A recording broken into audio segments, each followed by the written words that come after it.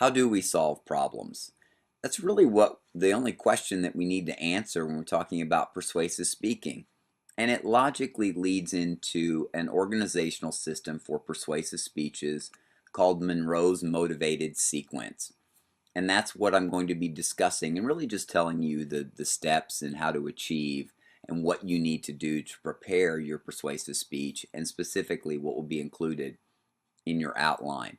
Now, just so you know, I would like you to take notes over this presentation, and I would like you to either send them to me via email or give them to me on Monday. So the Monroe Motivated Sequence, it involves 5 steps. I'm just going to preview you the 5 steps and define those very, very quickly. The 5 steps are, first is the attention step. And all that is really your introduction, but it's grabbing your audience's attention and creating a desire to listen. So you've got the attention step. That's pulling your audience in. After you've done that, the next logical step is the need step. And the need is the problem. So it's directing your audience's attention to a specific problem that needs to be solved. What do we need to, what problem needs to be addressed in order to find some type of your next step, which is the satisfaction or the solution. So in that satisfaction step, you're satisfying the need by presenting a solution. Got our attention, you've established a problem, you've solved the problem or given us a solution to the problem, and then what we want is some kind of visualization of the future. What will happen if we do something about this? What will happen if we don't? So according to Monroe, it was a vivid picture of an improved future when the solution is implemented. So attention, needs, satisfaction, visualization, and the last step in the Monroe Motivated Sequence is the action step. Now the action step is challenging your audience to take action. Very, very close to your satisfaction step or your solution, but here you're just giving the tools. All right, so we've previewed it. Now let's go into what are these steps. Well, first of all, the attention step. And the attention step will look a heck of a lot like your introduction. In fact, it's exactly like your introduction. You've got an attention getter using one of the 8 attention getters, like asking a question, stating an unusual fact, referring to an event of historical importance, etc. Those types of things are your attention getters, pulling us into what your next part of this is topic. And if you look at this, if you look at the way it's numbered here, you've got Roman numeral 1 is the attention step, then you have A is attention getter, B topic, and so on. That's the way it should look in your outline. So you've got the attention getter, topic statement, you establish a reason to listen, why this should be important to your audience, then you establish credibility in your presentation. What are your qualifications? You may even give us a preview of some of the sources that you looked at to get this presentation together. So you establish credibility. And then you preview what you're going to talk about. And your preview will be a little bit like, we're going to talk about this problem of whatever you're discussing, some ways to solve this problem, look into the future, and then how you can take action right now. So you're specifically previewing what you're going to discuss. So your attention step.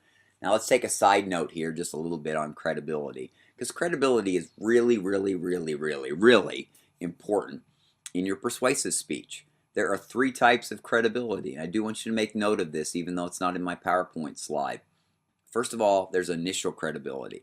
And what initial credibility is the credibility that you've earned prior to your presentation and early in your presentation. In other words, what have you done in your past that says this person's really qualified, or I expect them? You've gained some credibility in the speeches that you've done prior to this. If you've really worked hard and you've worked hard to do a good job on your presentations, there's a level of expectation that you probably will do well on this speech.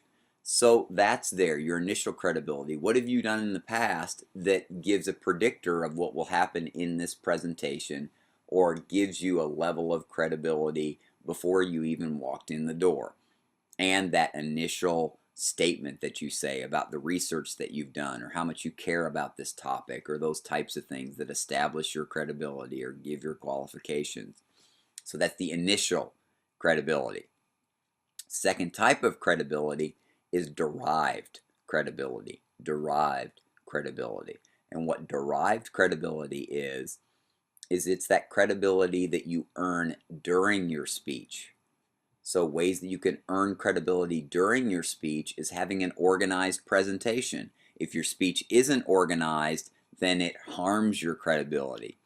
If your speech is well organized and well delivered, then it helps your credibility throughout your presentation. It can only help your credibility. And then the other thing is the citing the sources that you used. Are they credible and are they objective sources? In other words, if you're looking at biased sources, then sometimes that takes away from your credibility. If all you're doing is looking at, let's say, animal cruelty, and the only source that you look at is PETA, well, they might be a little biased, or at least your audience might think that they're biased. Or if you're asking about the Democratic Party and all you're doing is quoting people from the Republican Party, then there may be a little bit of conflict of interest there. They're obviously going to be biased one way or the other. And same thing if you did it vice versa. If you're talking about the Republican Party and you're only quoting Democratic speakers or people that very much lean Democratic rather than Republican, then you're going to suffer from a little bit of less than being objective as far as your sources are concerned. So derived credibility, that's that credibility you gain during your presentation by organization, delivery, sources. That helps your derived credibility. The final type of credibility, all right, you've got initial, derived. The final type of credibility is terminal. And that's the credibility that you get upon the completion of your speech. And maybe what it means is how you answer questions. We may not have time to have questions for your persuasive speech, but if you did, and really if some people start to ask questions, that's a pretty good indicator that you've had some effectiveness as far as persuasion is concerned. You're not going to make a huge turnaround in a persuasive speech, but you might make a little bit, maybe move them a little bit towards whatever you're trying to get us to do. They won't have a complete change of heart. You're not going to get a smoker to completely stop smoking at the end of an 8 to 10 minute speech, but they might at least start thinking about ways that they could stop smoking. Or they might even argue with you as far as smoking is concerned. Maybe they're trying to defend their position, and if they're trying to defend their position or they get defensive about it, then you've probably touched a little bit of a nerve, and you've probably gotten them to at least think about that topic a little bit and getting them to move towards what we hope, or what I hope you're presenting, is a better solution than what the status quo is. And so terminal credibility is there, and the credibility that you have afterwards. So let me give you an example of, let's say you're buying a used car. You go to a place that has a good reputation, that has always had good cars in the past. And then you walk in there, and then the salesperson that's talking to you is not pressuring you to buy a car then and there. So you've got that initial credibility before you walked in the door that this place has a good reputation and has good automobiles. The derived credibility you gain is as this person is talking to you, where sometimes you get a reputation of people that sell used cars that they will pressure. But what this person is doing is not pressuring you and letting you make a decision and trying to present you with all the facts instead of just trying to tell you how great this car is and not looking at the other side. We're not looking at what potentially could be the issues with that vehicle. Let's say it's a vehicle that has horrible ratings as far as the different ratings of cars are concerned. It has horrible ratings, so, but they're not telling you that when they're there. What they'll do is they'll tell you the honest truth and try to get you to buy this car because it's a logical choice for you. And then the terminal credibility is what happens after you leave that car lot. What happens if you get a day or two to think about it? Do you really decide that if they've done their job persuasively, then you'll come back and really buy that automobile? Most of the time, I don't know if that's a great example, because most of the time what they're trying to do is get you in that emotional standpoint and get you to buy that car or buy that truck or whatever it is now, because they know they're much more effective that way. But that gives you an idea of initial, derived, and terminal credibility. So that's your attention step. You gain the attention, you state the topic, you give us a reason to listen, you establish credibility, then you preview what you're going to talk about. So after you've done the attention step, Then you move on, after our little graphic here, to the need step, or what is the problem? And there are a few steps that are involved in here. First one is you state what the need is. State in your own words what's the problem or what's the need. Why do we need to do something? After you stated the need, then you illustrate. Examples. Let's say, for instance, drinking and driving is a pretty common topic, but if you're talking about drinking and driving, then you provide illustrations or you provide real life examples and you give us some details, or maybe you show a picture of someone that unfortunately has been hurt by a drunk driver. So all of those things can be presented there. The examples provide emotional appeals. And in a persuasive speech, you want emotional, ethical, and logical appeals to really be an effective persuasive speech. So you give some examples. The third part here, or C, is you elaborate. And to oversimplify this, what this means is providing us with some statistical data that says this really is a problem. This is something that we need to do something about. And so what you're doing is you're stating the need in your own words, you're providing some examples in the illustrate, and then you're elaborating on it, or really what you're doing is giving it some numbers, giving it some statistical data that says this is a significant problem. All right, and then after you've done that, after you've elaborated or provided some statistics, then you point. And what the pointing step means is that it brings it down to you and me. Let's use the example of drinking and driving. In drinking and driving, what you're doing is that you've stated the need. Maybe you've given some examples of people that have been, heaven forbid, killed by a drunk driver, but you're providing pictures and examples. You've used the statistics. And then what you do is you point. You bring it down to the people in the class. Maybe you say that, I don't know the statistic off the top of my head, but 1 in 5 people will be affected by a drunk driver. And then you have people raise their hands. So what that means is that 5 people in this class of 20 have been or will be affected by a drunk driver. To be honest with you, I think the statistics are even higher, because I know I've been affected by a drunk driver. I lost a cousin to a drunk driver in the 1970s. So, but the pointing step brings it down to you and me. Maybe it's drinking, driving statistics in Pettis County. Maybe it's even in Sedalia. I mean, bring it down to you and me. So that's the need step. Stating the need, illustrating it by using examples, elaborating by statistics, and pointing by bringing it down to a personal level. What's it mean to you and me? So that's your need step or your problem step. The third step of this process is the satisfaction step or the solution. And the solution you start off with by stating the proposition. What are you asking us to do? After you've stated the proposition, then you explain it to us. Explain that proposal. Go through the steps of that particular proposal. What do we need to do? How do we need to do it? And then after you've explained it, then you go into how does it meet the need? How is what you're presenting, how does it solve the problem? And if it doesn't, then you shouldn't be doing it. But how does this solve that particular problem?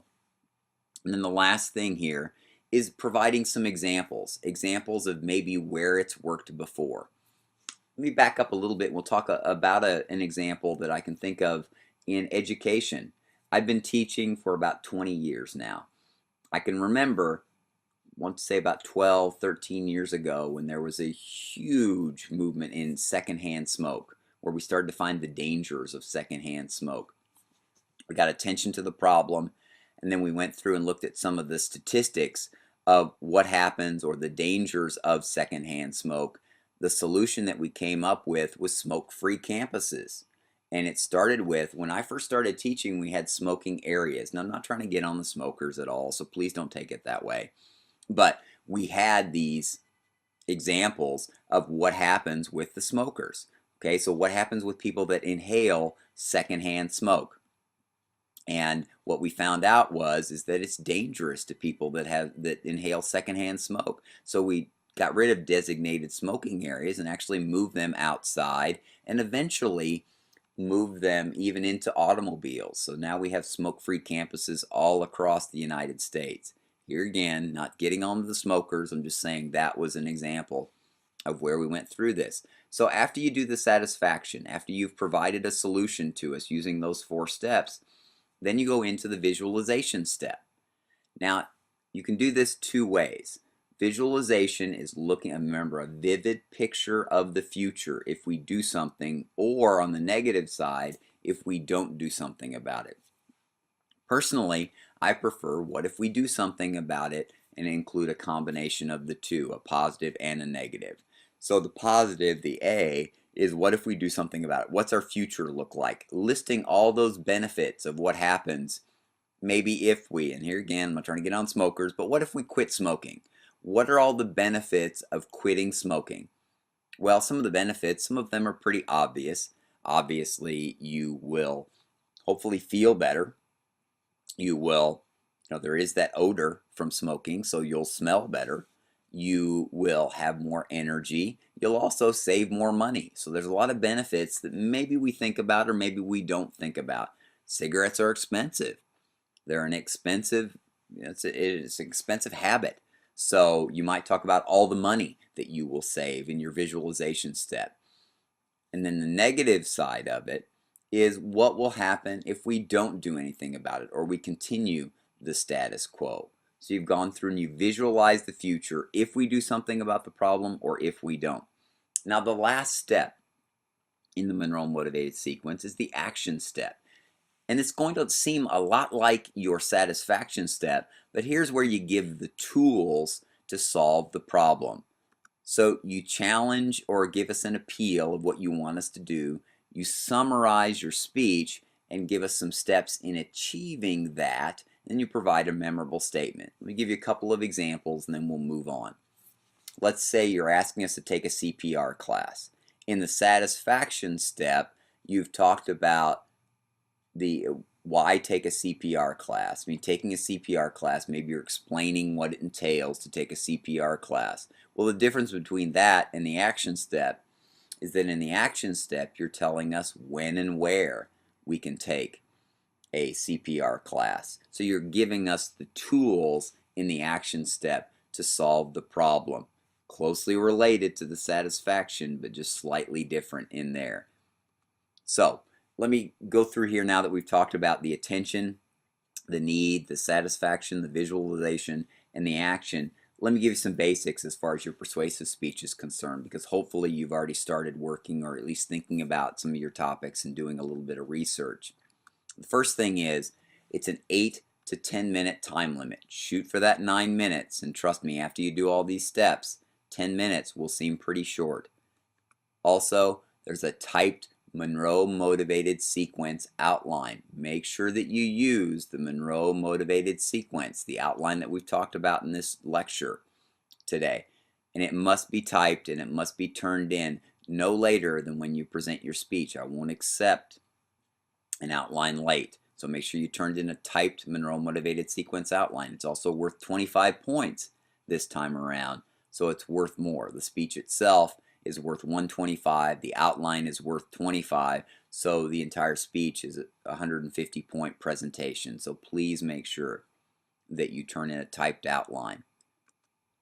You must use visual aids, whether it's PowerPoint or some other form of visual aids. Visual aids are required.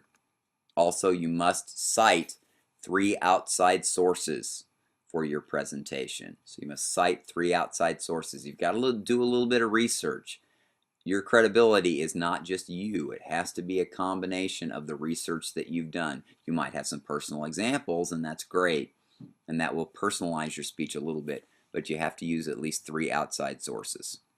And then stay away from emotionally volatile topics. And what I'm talking about here is it's really hard to get into, even though we had an informative speech before on stem cell research, it's really hard to get into stem cell research in an 8 to 10 minute speech. It's really hard to talk about emotionally volatile topic like abortion, because there's so many emotionally volatile areas of that particular topic that I've had too many bad experiences in the past, both pro-life and pro-choice, that I've just tried to stay away from that topic. So try to stay away from those really, really volatile topics. There are a lot of important things that could be done that are not related to abortion. So look at some of those. So make sure that you know the persuasive speech requirements. So reviewing, wrapping everything up. We've talked about the steps in the Monroe Motivated Sequence. I want to make sure that you use all of those. And there's some examples provided online in your Angel account under example speeches. There'll be some examples so you can look at the Monroe Motivated Sequence and look at what an outline should look like, or pretty close. They're just student examples of previous classes.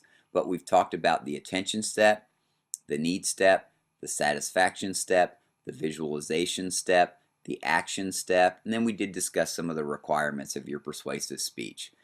Like I've talked about before, please make sure that you take notes on this presentation. So if you need to go back and look at it again, feel free to do so. I really want you guys to do a great job on this presentation, and I really appreciate you taking the time to look at this information online, take some notes, make sure that you either email me those notes or bring them to class on Monday when we get back. So thanks again. I appreciate you taking the time to listen, and I hope you do an awesome job on your persuasion.